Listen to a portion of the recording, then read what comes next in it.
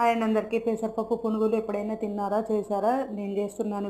పెసరపప్పును ఒక 4 గంటల పాటు నానబెట్టుకోవాలి. ఆ తర్వాత నీళ్ళు వంపేసుకొని మిక్సీ జార్లో కొంచెం బరకగా కొంచెం మెత్తగా పట్టుకోవాలి.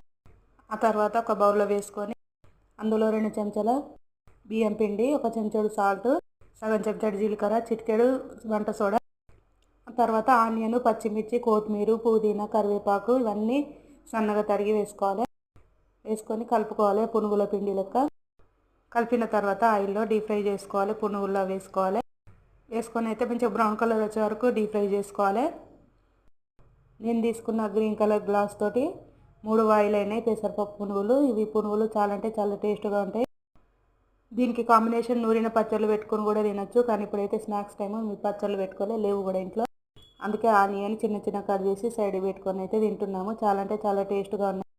ఇది ఒక ఈవినింగ్ స్నాక్స్ లెక్క చేసుకోండి. నా